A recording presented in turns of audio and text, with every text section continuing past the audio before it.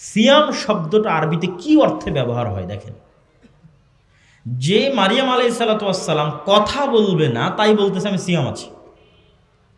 তার মানে সিয়াম মানে শুধু পেটের বিরত থাকা নয়, সিয়াম মানে শুধু লজ্জাস্থানের বিরত থাকা নয়, সিয়াম মানে জিহ্বারও বিরত থাকা, সিয়াম মানে চোখেরও বিরত থাকা, সিয়াম মানে কানেরও বিরত থাকা, সিয়াম মানে হাত পায়েরও বিরত থাকা।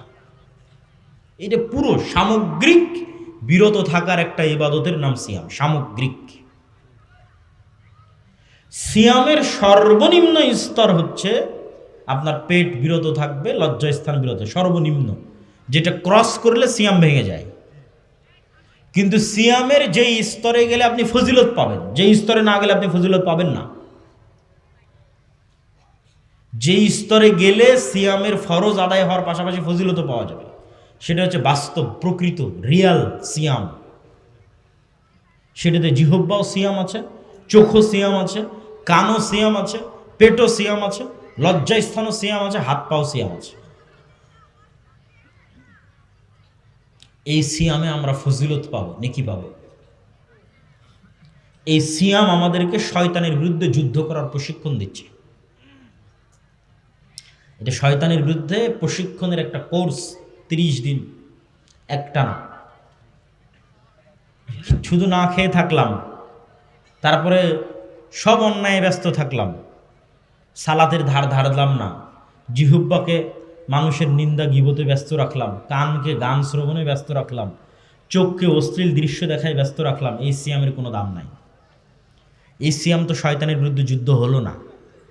এই সিয়াম তো আমাকে লাআল্লাকুম তাত্তাকুন, বেঁচে থাকার, বিরত থাকার প্র্যাকটিস দিতে পারলো না। তাত্তাকুনের শাব্দিক অর্থ কি?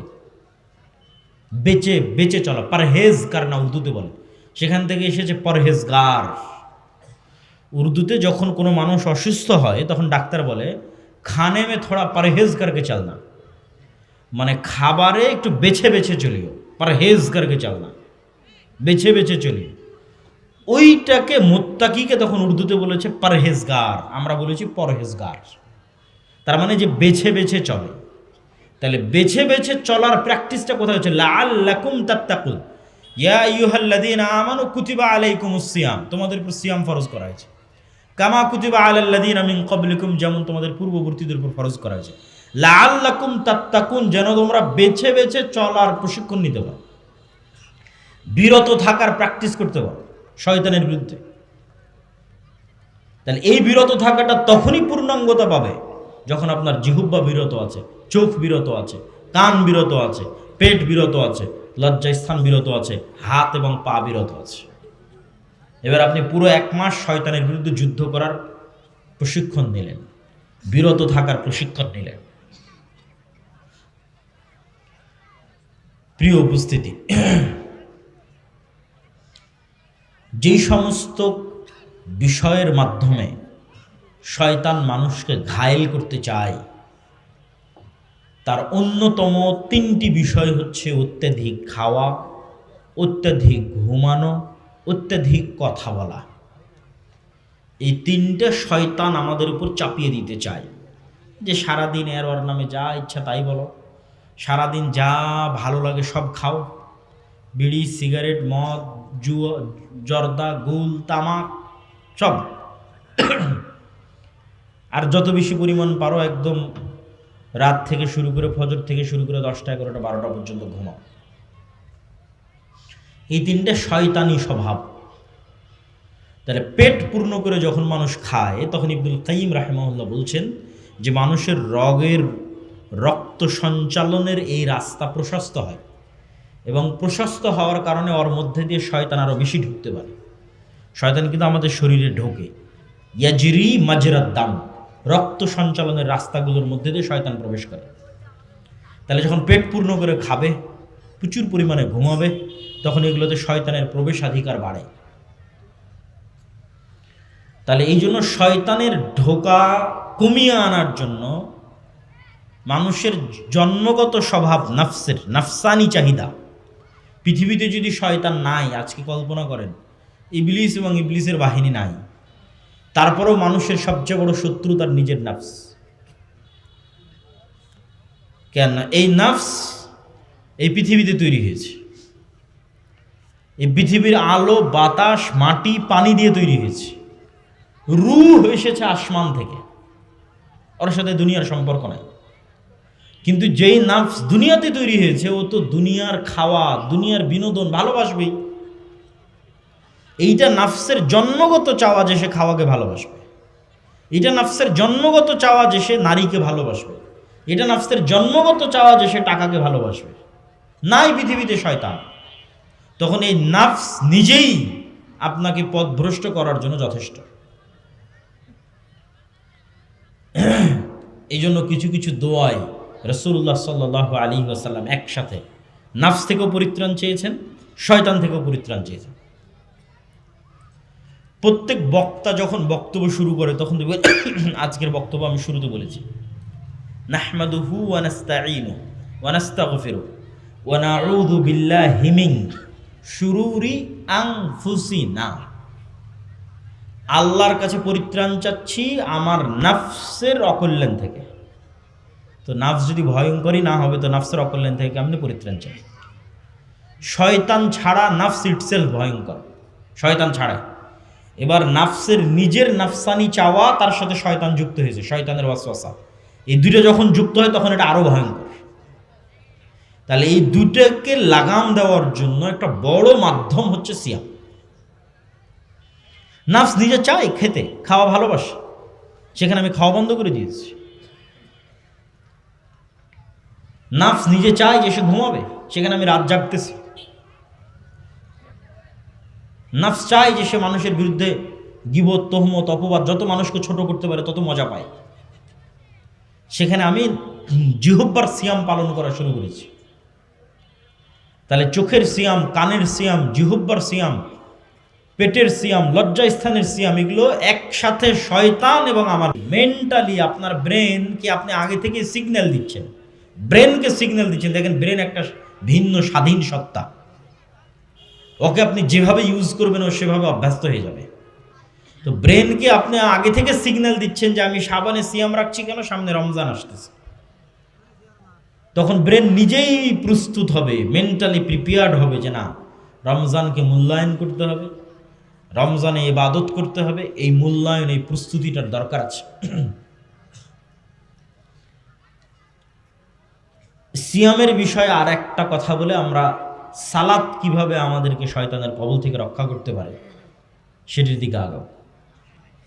সিয়ামের বিষয়ে আরেকটি কথা, রমাজান এবং শাবান এবং সিয়াম এগুলো বিষয়ে শেখ আব্দুর রাজ্জাক বিন ইউসুফ আর আলোচনা করবেন। সিয়ামের বিষয়ে একটি কথা, আল্লাহ সুবহানাহু তাআলার কাফফারা সিস্টেম, গুনাহ মাফ হওয়ার যে পদ্ধতি আল্লাহ তৈরি করে রেখেছেন, আল্লাহ সেট আপ করে রেখেছেন যে গুনাহ মাফ হবে। এই পদ্ধতিতে আপনি জেহারের কাফফারা বলেন, কসম ভঙ্গের কাফফারা বলেন, দিনের বেলা রমজান মাসে স্ত্রীর কাছে যাওয়ার গুনাহের কাফফারা বলেন, হজ বা উমরায় ভুল হলে দম দেওয়ার কাফফারা বলেন, অনিচ্ছাকৃত কোনো মানুষকে হত্যা করলে দিয়াতের কাফফারা বলেন, এই প্রত্যেকটা গুনাহ কথা যত গুনাহের কাফফারা আল্লাহ দিয়েছে পৃথিবীতে,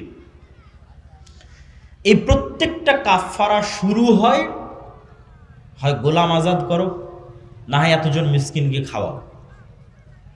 এটা দিয়ে গোলাম আজাদ সর্বোচ্চ, কেন গোলাম আজাদ করতে বেশি টাকা লাগে, তার চেয়ে একটু কম টাকা লাগবে মিসকিনকে খাওয়ানো, পরিমাণ কম বেশি, কোথাও 10 জন মিসকিন, কোথাও 60 জন মিসকিন, এক একটা এক এক ধরনের কাফফারা নির্ধারণ করা আছে।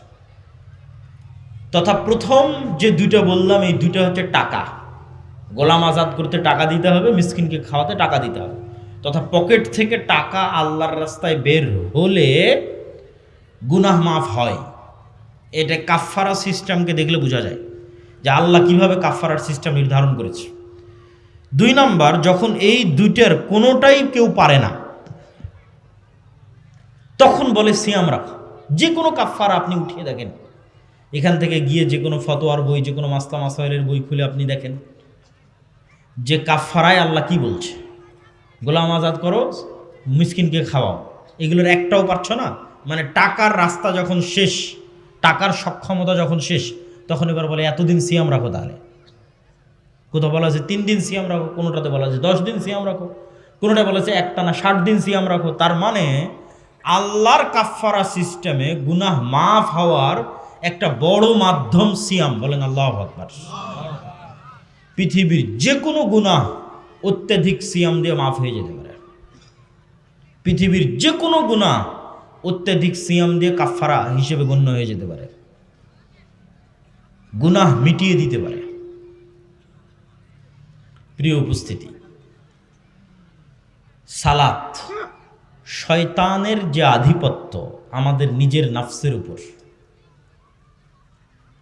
এই আধিপত্য যদি আপনি ভাঙতে চান, ঘরে বসে থেকে ভাঙ্গার কোনো সুযোগ নাই, ঘুমিয়ে শুয়ে বসে ভাঙ্গার কোনো সুযোগ নাই। আমি শয়তানের গোলাম অবস্থায় আছি, কথার কথা। এখন শয়তানের গোলামি থেকে বের হতে চাই, তাহলে বের হব শুয়ে থেকে হবে না, ঘুমিয়ে থেকে হবে না, বসে থেকে হবে না, খেয়ে দেয়ে হবে না। আমি শয়তানের গোলাম অবস্থায় আছি, বের হতে চাই শয়তানের গোলামি থেকে, এর জন্য কাজ করতে হবে। পৃথিবীতে কোনো কিছুই কাজ করা ছাড়া হাসিল হয় না, পরিশ্রম ছাড়া হাসিল হয় না, প্রশিক্ষণ ছাড়া হাসিল হয় না। আপনি আর্মিতে জব করে ঢোকেন, আপনাকে 10 কিলোমিটার দৌড়াবে, দৌড়াও 10 কিলোমিটার একটানা, প্রতিদিন সকালে পিটি করো। কেন? কাজ না করলে তো শরীর ফিট থাকবে না। শরীরকে যে ফিট রাখবে, কি দিয়ে ফিট রাখবে? যদি ব্যায়াম না করে, ফিজিক্যাল এক্সারসাইজ না করে। তো শরীরের সুস্থতা অসুস্থতা যেমন একদম হুবহু মানুষের নাফসের সুস্থতা অসুস্থতা, এটা আমরা বুঝি না, আমাদের বুঝার বাইরে। যেমন শরীরের সুস্থতা অসুস্থতার, আপনি আজকে এখনই যান যে আপনি অসুস্থ, মেডিকেলে গেলেন, মেডিকেলে গিয়ে চেক আপ করেন, বলবে আপনার এই ভিটামিন শর্ট আছে, ভিটামিন সি নাই। ভিটামিন সি নাই জন্য আপনার ঠোঁট ফাটে, ভিটামিন সি নাই জন্য মুখে ঘা হয়েছে, ভিটামিন ডি নাই জন্য হাঁটুতে ব্যথা। তাহলে কোনো একটার কমতিতে আপনি অসুস্থ হয়ে যাচ্ছেন। আবার কোনো একটার মাত্রাতিরিক্ত বেশি হলে আপনি অসুস্থ। বলে সুগার লেভেল যেমন থাকার কথা তেমন নাই, 5, 6, 7 থাকবে, 13, 14, 15 হয়ে বসে আছে, তাহলে আপনি অসুস্থ। কেন? এখানে বিষ বেশি হয়ে গেছে, বিষ ঢুকে গেছে শরীরের মধ্যে, ভাইরাস ঢুকে গেছে। তাহলে এই যে শরীরের সুস্থতা এবং অসুস্থতা যেমন হুবহু, এইরকমই নাফসের সুস্থতা অসুস্থতা। নাফসের ভিটামিন নাই, নাফস যেখান থেকে ভিটামিন নিবে সে ভিটামিনগুলো নাই। একদিকে তো ভিটামিন নাই, আর একদিকে যে বিষগুলো থাকলে নাফস অসুস্থ হবে, ওই বিষগুলো প্রতিনিয়ত ঢুকতেছে। তাহলে নাফসের ভিটামিনের অভাব, প্রোটিনের অভাব, ক্যালোরির অভাব কি? যত ফরজ ইবাদত আছে সব ফরজ ইবাদত, প্রত্যেকটা ফরজ ইবাদতে চুল পরিমাণ কমতি তৈরি হওয়া মানে নাফস অসুস্থ। ওখানে পূর্ণাঙ্গ ভিটামিন ঢুকতেছে না, প্রোটিন ঢুকতেছে না, ক্যালোরি ঢুকতেছে না, অসুস্থ হয়ে গেছে, মারা যাওয়ার দ্বার প্রান্তে, নূর কমে যাচ্ছে। নাফসের মৃত্যু মানে নূর না থাকা। বলে নাফসের মৃত্যু কি দিয়ে বুঝবেন? নাফস এবং রুহের মৃত্যু হচ্ছে নূর না থাকলেই মৃত্যু। তাহলে আমাদের যতজনের নাফস জীবিত আছে না মৃত আছে কি দিয়ে বুঝবেন? হার্টবিট পাম্প করতেছে, রক্ত বের হচ্ছে, তার মানে বেঁচে আছেন? জি না। এই বেঁচে থাকা তো দুনিয়াবি বেঁচে থাকা, রুহানিভাবে আপনি জীবিত কিনা, আপনার রুহ জীবিত কিনা, না আপনি মারা গেছেন। তো আপনার নাফস এবং রুহ এটা মারা গেছে কিনা এটা বুঝবেন কীভাবে? আপনার এর মধ্যে কালবে নূর আছে কিনা। নূর নাই, মৃত, মারা গেছে। তাহলে ওই নূর কি কোথায় থেকে আসবে? আপনি তো নিজেই কমিয়েছেন, সালাতে নাই, সিয়ামে নাই, এগুলো জরুরি যে ভিটামিনগুলো থাকা দরকার সেগুলো নাই, কমে গেছে। তাহলে তো অটোমেটিক নূর মারা যাওয়ার দিকে। এবার যে সমস্ত ভাইরাস ঢুকলে আপনি মারা যাবেন, ওই ভাইরাস প্রতিনিয়ত ঢুকতেছে, কান দিয়ে গান ঢুকতেছে, এটা ভাইরাস ঢুকার রাস্তা। শয়তানের আক্রমণের জানালা কান, চোখ দিয়ে অশ্লীল দৃশ্য ঢুকতেছে, এটা ভাইরাস। এটা ওইভাবেই হৃদয়কে আক্রান্ত করে যেভাবে বাস্তবে আমাদের শরীর আক্রান্ত হয়।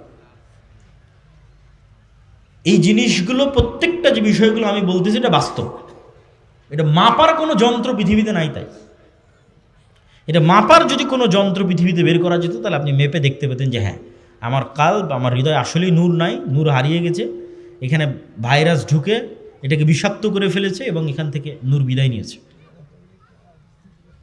ওই রকমই একটা ভাইরাস হচ্ছে এই যে জিহ্বা দিয়ে যে আমরা একে অপরকে গালি দিচ্ছি, মিথ্যা অপবাদ দিচ্ছি, গীবত করছি।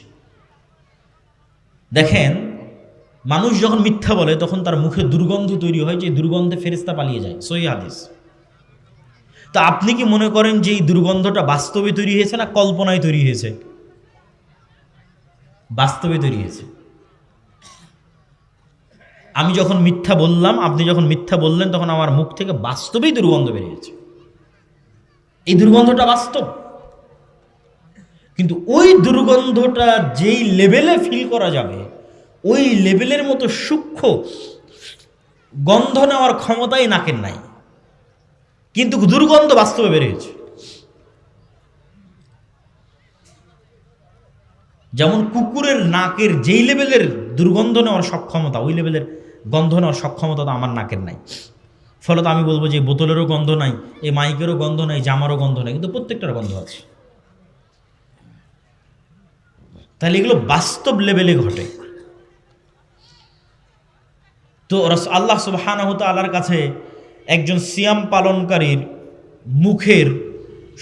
মুখের গন্ধ মিসকে আম্বর, মেরিগো নাভির যে পৃথিবীর সর্বশ্রেষ্ঠ গন্ধ, তার চেয়ে বেশি প্রিয়। এটা কখন? যতক্ষণ এই জিহ্বা, এই চোখ, এই কান এগুলো দুর্গন্ধের মধ্যে ঢোকেনি। আমি আছি সিয়াম, কিন্তু আমার জিহ্বা থেকে দুর্গন্ধ বের হচ্ছে, মিথ্যা বলতেছি দুর্গন্ধ, গীবত করতেছি দুর্গন্ধ, অপবাদ দিচ্ছি দুর্গন্ধ। তাহলে এটা থেকে কিভাবে সুগন্ধি বের হবে? আল্লাহর কাছে কেমনে এটা সুগন্ধযুক্ত মনে হবে? ওই সিয়াম পালনকারীর মুখের গন্ধ থেকে সুগন্ধি বের হবে, যে সিয়াম পালনকারীর মুখ দুর্গন্ধের মধ্যে ঢোকে। তো আমাদের যে নফস, রূহ এবং কলব, এইটার উপর যদি আমি আধিপত্য বিস্তার করতে চাই, যে না একে শয়তানের গোলামি থেকে বের করব, তাহলে একে কাজ না দিলে, ট্রেনিং না দিলে, ভালো মতো ভিটামিন প্রোটিন না দিলে, ভাইরাস বের না করলে কখনোই ঠিক হবে না। ঠিক আমাদের শরীরের ফিটনেসের জন্য যেমন ব্যায়াম দরকার, ওইরকম নফসকে কন্ট্রোলে আনার জন্য ওর প্রশিক্ষণ দরকার। তাহলে ওর সবচেয়ে বড় প্রশিক্ষণ কি? যেই প্রশিক্ষণটা মৃত্যু পর্যন্ত একদিনের জন্য মিস দেওয়া মানে ওই একদিনই অসুস্থ, সেটা হচ্ছে সালাত। এটা কাজ, একটা মাত্র কাজ আল্লাহ সুবহানাহু ওয়া তাআলা মুসলমানদের জন্য দিয়েছে, শুধু একটাই কাজ, আর কোনো কাজ দেয়নি। এটা আবার ভুল বুঝিয়েন না, ভুল ব্যাখ্যা করিয়েন না, বুঝিয়ে বলতেছি। আমি বলছি কি, যে আল্লাহ মুসলমানদের শুধু একটাই কাজ করতে দিয়েছে, আর কোনো কাজ দেয়নি। ব্যাখ্যা কি? ব্যাখ্যা হচ্ছে, প্রথমে আপনাকে বুঝতে হবে আল্লাহ সুবহানাহু তাআলার আদেশ তার নিষেধের চেয়ে লক্ষ কোটি গুণ দামি। আবার বুঝেন, আল্লাহর আদেশ তার নিষেধের চেয়ে বেশি বড়, বেশি মহৎ। নিষেধও বড় মহৎ, আদেশটা বড়। কেন? একটা প্রতিষ্ঠান আপনি চালু করেছেন, এটাও একটা মাদ্রাসার প্রোগ্রাম। একটা প্রতিষ্ঠানের নিয়ম কানুন ঠিক রাখার জন্য অনেক নিষেধ আছে। ফোন চালানো যাবে না, এতটার পরে ঘুমানো যাবে না, এই প্যান্ট পরা যাবে না, এই কাপড় পরা যাবে না। মাদ্রাসায় ধরেন অসংখ্য নিষেধ আছে। আপনি এখন সব নিষেধগুলো ফলো করলেন, কিন্তু ওই মাদ্রাসায় এতগুলো নিষেধ দেওয়া আছে যেই কাজটাকে ভালো করে করার জন্য। ওকে ফোন চালাতে দিবে না, এটা নিষেধ করে রেখেছে। ওকে প্যান্ট পরতে দিবে না, নিষেধ করে রেখেছে। এগুলো নিষেধ দিয়ে রেখেছে একটা কাজ ভালো মতো করার জন্য, সেটা যে নিয়মিত ক্লাসে উপস্থিত হয়ে পড়া ঠিক মতো করা। তো ওইটা দিয়ে নাই, তাহলে নিষেধ মানে লাভ আছে? আমি যদি বুঝাতে না পারি, এটা আমার ব্যর্থতা।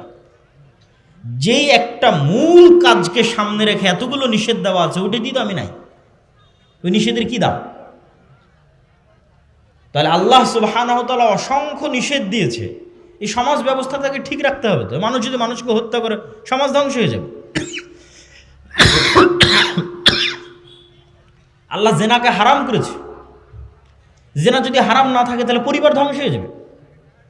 তাহলে এই পৃথিবীকে টিকিয়ে রাখার জন্য, মানুষের এই সমাজ ব্যবস্থাকে টিকিয়ে রাখার জন্য অসংখ্য নিষেধ আছে। মদকে আল্লাহ হারাম করেছে। যদি সবাই মদ্যপায়ে আসক্ত হয়, সমাজে বিশৃঙ্খলা দেখা দিবে। সবাই যদি জুয়ায় আসক্ত হয়, সমাজ ধ্বংস হয়ে যাবে। তাহলে সমাজকে বাঁচিয়ে রাখার জন্য তো এগুলো লাগবে, কিন্তু এগুলো লাগবে কি করতে?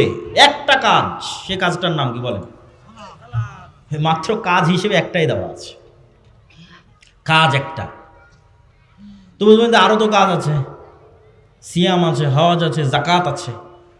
কোনো একটা কাজ আদেশ হিসেবে আল্লাহ দৈনিক করতে হবে এরকম কোনো কাজ আল্লাহ সুবহানাহু ওয়া তাআলা দেননি।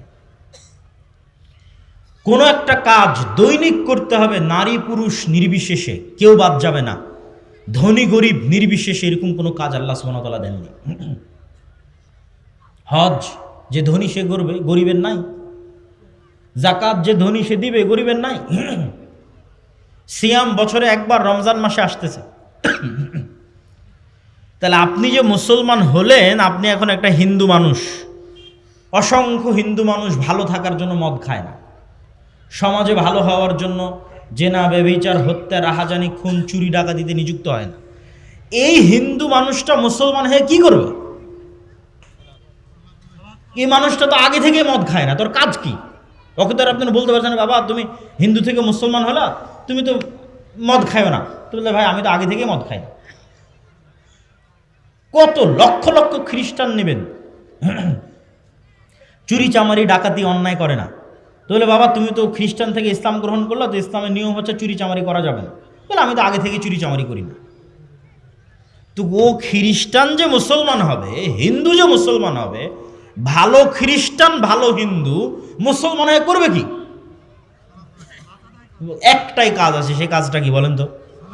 সালাত। এইবার বুঝলেন ওই হাদিসের অর্থ, যে মুশরিক আর মুসলমানের মধ্যে পার্থক্য কি? সালাত। তুমি সালাত আদায় করার তো মুসলমানই নাই, তুমি মুসলমান থাকারই তো কোনো দরকার নেই। কেন এরকম আরো অসংখ্য হিন্দু আছে, খ্রিস্টান আছে, মদ খায় না, বিড়ি খায় না, জুয়া খায় না, জুয়া খেলে না, চুরি করে না, ডাকাতি করে না, কত হিন্দু খ্রিস্টান। তাহলে ওই হিন্দু খ্রিস্টান আর তোমার মধ্যে পার্থক্য কি? কোনো পার্থক্য নেই।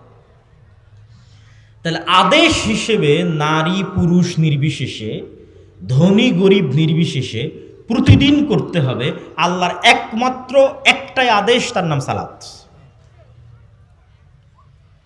এই জন্য সালাতের ক্ষেত্রে কোনো এক্সকিউজ দেওয়ার অপশন রাখা হয়নি, যে সালাতের ক্ষেত্রে আমি কোনো অজুহাত দিব, এই অজুহাত দেওয়ার কোনো অপশন রাখা হয়নি। সিয়ামে অজুহাত আছে, মনে করলাম সিয়াম নারী পুরুষ নির্বিশেষে, মনে করে নিলাম সিয়াম ধনী গরিব নির্বিশেষে, কিন্তু সিয়ামে অজুহাত দিতে পারবো। বলে আমি বুড়ো হয়ে গেছি, সিয়াম রাখতে পারবো। ঠিক আছে, সমস্যা নেই, ফিরিয়ে দিয়ে দাও।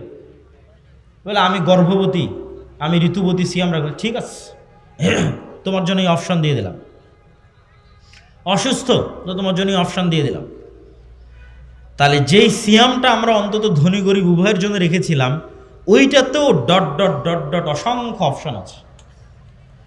একমাত্র আদেশ আল্লাহর, যে আদেশে কোনো অজুহাত নাই, না নারী না পুরুষ, না শিশু না বৃদ্ধ, বয়স হওয়ার পর, না অসুস্থ, না দাঁড়িয়ে না বসে না শুয়ে, না পানি আছে না পানি নাই, না তায়াম্মুম আছে না তায়াম্মুম নাই, না কেবলা চিনি না কেবলা চিনি না, না কাপড় আছে না কাপড় নাই। কোনো পরিস্থিতিতে, কোনো সিচুয়েশনে, কোনো অজুহাত সালাতের জন্য গ্রহণযোগ্য নয়। কেন? এটা একটা মাত্র আদেশ, এই জন্য এত কড়া আদেশ। তো আপনাকে বেশি দেয়নি, বাকি সারাদিন তো আপনি নিজের কাজই করছেন। আল্লাহর পক্ষ থেকে আদেশ শুধু একটা, সালাত আদায় করতে হবে। কেন? এই একটা দিয়েই আপনি আপনার নিজের নাফসকে কাজ করাচ্ছেন, ওকে কাজে বাধ্য করছেন। ওই নাফসকে যত আপনি এই কাজে বাধ্য করতে পারবেন যে তোমাকে সালাত আদায় করতে হবে, জামাতে সালাত আদায় করতে হবে, নিশ্চিত থাকেন আর যত গুনাহে আপনি লিপ্ত আছেন। অসংখ্য যুবক আমাদের সাথে সাক্ষাৎ করে, কথা বলে, প্রশ্ন করে যে ভাই আমি এটাতে আসক্ত, বের হতে পারছি না। কেউ ভিডিও গেমে আসক্ত, বের হতে পারে না। কেউ জুয়ায় আসক্ত, বের হতে পারে না। কেউ প্রেমে আসক্ত, বের হতে পারে না। তা আমি সবাইকে একটা কথাই বলি, এবং এটা বাস্তব, যে তুমি ওইটার থেকে বের হওয়ার চিন্তা বাদ দাও। তুমি আগে কনফার্ম করো যে তুমি 5 ওয়াক্ত সালাত অন্তত 40 দিন একটানা জামাতের সাথে মসজিদে তাকবীরে তাহরিমার সাথে পড়তে পারছো কিনা। কেননা তুমি প্রেমে আসক্ত কেন? তোমার নিজের নাফসের উপর তোমার কন্ট্রোল নাই। তুমি জুয়ায় আসক্ত কেন? তোমার নাফসের উপর তোমার কন্ট্রোল নাই। তুমি নেশায় আসক্ত কেন? তোমার নাফসের উপর তোমার কন্ট্রোল নাই। তাহলে আগে তো তোমার নাফসের উপর কন্ট্রোল প্রতিষ্ঠা করতে হবে, তারপরে না তুমি এগুলো থেকে বের হবা। তো প্রতিষ্ঠা তো আর তুমি শুয়ে বসে ঘুমিয়ে করতে পারবে না, কাজ করতে হবে। সেই কাজটা কি? সেটা সালাত। এই একটা কাজ দিয়ে তুমি তোমার নিজের নাফসের উপর তোমার কন্ট্রোল প্রতিষ্ঠা করবা শয়তানের কন্ট্রোল থেকে। তো অন্তত একটা ডোজ, একটা কোর্স যদি তুমি কমপ্লিট করো যে না আমি 40 দিন একটানা 5 ওয়াক্ত সালাত জামাতে আদায় করবো, যেমন সামনে রমজান আসতেছে, রমজানের 30 দিন যদি আপনি কট্টর সিদ্ধান্ত নেন যে না রমজানের 30 দিন যেমন পুরো শরীরের সিয়াম চলবে, লাআল্লাকুম তাত্তাকুন যেটা আগে বলেছি, তার সাথে আমার নাফসকে আমি মাত্র একটা কাজ দিব, বেশি কাজ দিয়ে লাভ নাই, যদি না পারেন একটা কাজ দিব, সেটা হচ্ছে 5 ওয়াক্ত সালাত জামাতে আদায় করবো। বলেন ইনশাআল্লাহ। তাহলে একটানা 30 দিন, তারপরে যদি আরো 10 দিন যুক্ত করে 40 দিন করেন, এটা একটা কোর্সের মতো, একটা ডোজের মতো।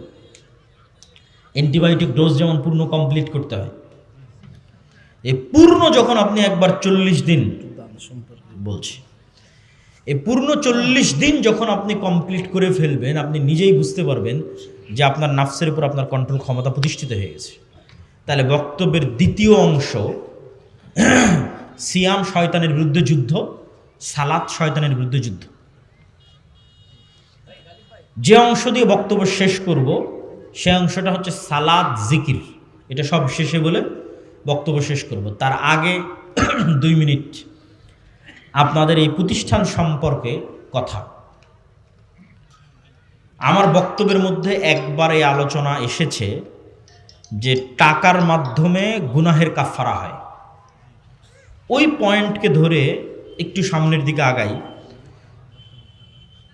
ইন্নাল্লাহা আশতারা মিনাল মুমিনিনা আনফুসাহুম ওয়া আমওয়ালাহুম বিআন্না লাহুমুল জান্নাহ। মহান আল্লাহ জান্নাতে প্লট এবং ফ্ল্যাট বিক্রি করবেন। হাল আদুল্লুকুম আলা তিজারাতিন, আমি কি তোমাদের এমন একটা ব্যবসার কথা বলে দিব না যেই ব্যবসাটা হবে আল্লাহর সাথে। তো ব্যবসা হবে আল্লাহর সাথে, আল্লাহ বিক্রি করবে কি? জান্নাতের প্লট এবং জান্নাতের ফ্ল্যাট এবং জান্নাতের বাগান, জান্নাতের ঝর্ণা, জান্নাতের ঘর, জান্নাতের গাছ। জান্নাতের একটা গাছও বিক্রি হবে। একজন সাহাবী জান্নাতের একটা খেজুর গাছ কিনেছেন পুরো একটা বাগানের বিনিময়ে, পুরো একটা খেজুর বাগানের বিনিময়ে জান্নাতের একটা গাছ কিনেছেন। যেটা সংক্ষিপ্ত ঘটনা হচ্ছে, একজন গরিব সাহাবী রাসূল সাল্লাল্লাহু আলাইহি সাল্লামের কাছে এসে বলছিলেন যে আল্লাহর নবী, আমার বাড়ির পাশে একজনের খেজুরের গাছ আছে, গাছটা হেলে আমার বাড়ির মধ্যে চলে এসেছে। তো আমার ছোট ছোট শিশু বাচ্চারা ওই খেজুর গাছের থেকে খেজুর পাড়ে। তো ওই ধনী ব্যক্তিটা বকাঝকা করে। আল্লাহর নবী ওই ব্যক্তিকে ডেকে বললেন, তুমি এই খেজুর গাছটা জান্নাতে একটা খেজুর গাছের বিনিময়ে এই গরিবকে দিয়ে দাও। তো এই ব্যক্তি রাজি হলো না। সেও ভালো মানুষ, কিন্তু নিজের সম্পদের উপর নবীরও অধিকার চলে না। মানুষের সম্পদের উপর নবীরও কোনো অধিকার নাই, স্বেচ্ছায় না দিলে। তো এই ঘটনা একজন সাহাবী আবু দাহদা তার নিকট পৌঁছল। তার বিশাল এক খেজুরের বাগান ছিল। ওই ধনী ব্যক্তিকে গিয়ে সে বলল, তোমার এই খেজুর গাছটা আমি কিনতে চাই আমার এক বিশাল খেজুর বাগানের বিনিময়ে। তো বলে ঠিক আছে, বিক্রি করে দেবো, ভালো কথা, এত বড় খেজুর বাগান পাচ্ছে, মাত্র একটা খেজুর গাছ, কোনো সমস্যা নেই। বলে ঠিক আছে, দাও, দিলাম। তো আবু দাহদা বিশাল এক খেজুর বাগান ওই ধনী ব্যক্তিকে দিয়ে দিল, আর ওর থেকে একটা খেজুর গাছ কিনে নিল। ওই খেজুর গাছ কিনে নিয়ে এসে বা রাসূল সাল্লাল্লাহু আলাইহি ওয়াসাল্লামকে বলছে, আল্লাহর নবী আপনি এরকম ঘোষণা দিয়েছেন, এটা কি ঠিক? কি ঘোষণা? তো বলে, এই খেজুর গাছ যদি ওই গরিব সাহাবীকে দেওয়া হয় তাহলে জান্নাতে একটা খেজুর গাছ পাওয়া যাবে। তো বলে, হ্যাঁ কথা ঠিক, যদি এই খেজুর গাছ ওই গরিব সাহাবীকে দেওয়া হয় তাহলে তার জন্য জান্নাতে একটা খেজুর গাছ। তো বলে, আল্লাহর নবী আমি আমার পুরো এক খেজুর বাগানের বিনিময়ে এই খেজুর গাছটা কিনে নিয়েছি, এই খেজুর গাছটা আমি ওই সাহাবীকে দিয়ে দিলাম। আল্লাহু আকবার। তাহলে এই ব্যক্তি আল্লাহর সাথে ব্যবসা করার জন্য পুরো একটা খেজুর বাগান বিক্রি করে দিয়েছে, একটা খেজুর গাছ জান্নাতে নিবে এই জন্য। তো এই বিক্রিটা বাস্তব, এই বিক্রিটা রিয়াল, সত্য, এবং এই বিক্রিটা লাভজনক, শতভাগ লাভজনক। 20%, 30%, 40, 50, 60 না, শতভাগ। কি জন্য শতভাগ লাভজনক? দুনিয়াতেও লাভ, পরকালেও লাভ। আমি এখন আপনার কাছ থেকে একটা জমি যদি নিই, টাকা আপনি আমার কাছে রাখতে দিবেন না। আপনি বলবেন জমি দিয়েছি, টাকা দাও। টাকা কিন্তু জমি বিক্রেতা নিয়ে চলে যাবে। আর আমি এখন বলতেছি আল্লাহ জান্নাতে একটা ফ্ল্যাট দরকার, জান্নাতে একটা ঘর দরকার। তো বলে ঠিক আছে, কি করতে হবে? এটা করো। ধরেন আমি একটা দান করলাম, আমি মসজিদে একটা ফ্যান কিনে দিলাম, একটা মসজিদ বানিয়ে দিলাম, মানুষকে খাওয়ালাম, ইয়েতিমের দায়িত্ব নিলাম, কোনো একটা কুয়া, ঝর্ণা আল্লাহর রাস্তায় দান করে দিলাম, যেমনটা সাহাবীরা করেছে।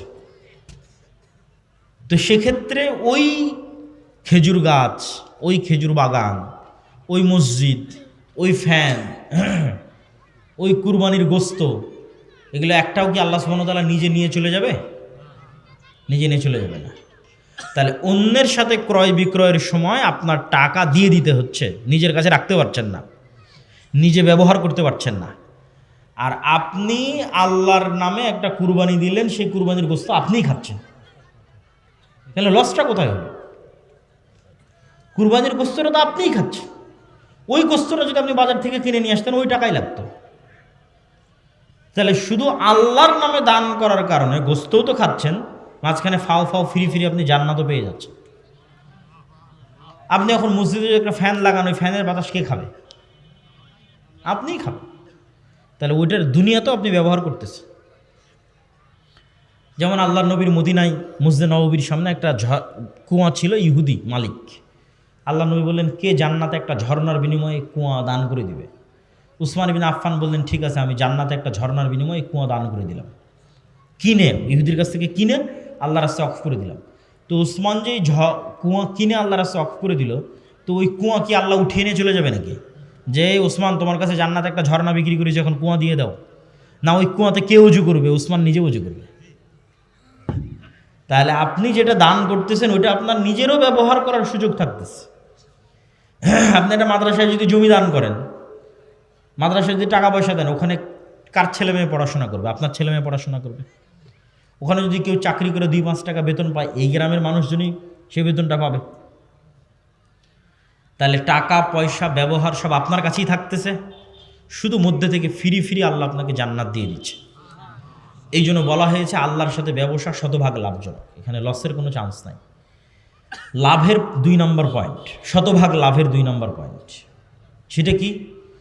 আল্লাহ সুবহানাহু তাআলার কাছে যদি কেউ টাকা জমা রাখে, ব্যাংকে টাকা জমা রাখলে যেমন বৈধ অবৈধ উপায়ে মুনাফা এবং সুদ ভিত্তিতে পার্সেন্টেজ বাড়ে, আল্লাহ বলছেন আমার কাছে কোনো টাকা জমা থাকলে আমি সেটা বাড়াই, বাড়াতে বাড়াতে বাড়াতে বাড়াতে 700 গুণ পর্যন্ত বাড়াই, চাইলে আরও বাড়াই। আল্লাহু আকবার। তাহলে আপনি দান করবেন 1 টাকা, কিন্তু কিয়ামতের মাঠে উঠে দেখবেন যে আপনি 700 কোটি টাকার মালিক, 7,000 কোটি টাকার মালিক। কেন? ওটা বাড়তে থেকেছে। আল্লাহ সুবহানাহু ওয়া তাআলা 700 গুণ পর্যন্ত বাড়াবে, দয়া করলে আরও বাড়াবে। তাহলে এই জন্য আল্লাহ সুবহানাহু ওয়া তাআলার কাছে টাকা জমা রাখলে কোনো লস নাই। আর কাফফারার পয়েন্ট থেকে যেটা আমি বুঝাতে চাই মানুষকে, কাফফারার যে আলোচনাটা শুরুতে করেছিলাম, যে দুনিয়াতে কাফফারা হচ্ছে টাকা দিয়ে, এটা বলতে চাই কিয়ামতের মাঠেও কাফফারা হবে টাকা দিয়ে। পারবেন? কিয়ামতের মাঠে যে কোনো ইবাদতের কমতি এবং যে কোনো গুনাহ টাকার ক্ষমতা দিয়ে কভার দেওয়া সম্ভব। শিরক নয়, কিন্তু শিরক ছাড়া। তথা আপনি যদি কিয়ামতের মাঠে কোটি কোটি টাকার মালিক হন, তাহলে এখন কার নামে গীবত করেছেন, কার নামে অপবাদ দিয়েছেন, কোথায় কোন ইবাদতে কমতি থেকেছে, কোথায় কোন গুনাহ করেছেন, সবগুলো কভার দেওয়া সম্ভব ওই টাকার দান থেকে। কভার দিয়ে তখন আপনি জান্নাতে যেতে পারবেন। তাহলে দুনিয়াতে যেমন মানুষের কোটি কোটি টাকা থাকলে মামলা মোকদ্দমা হয়ে গেলে বাঁচতে পারে, মেডিকেল ক্লিনিক হয়ে গেলে টাকার জোরে কোনো না কোনোভাবে বের হয়ে আসতে পারে,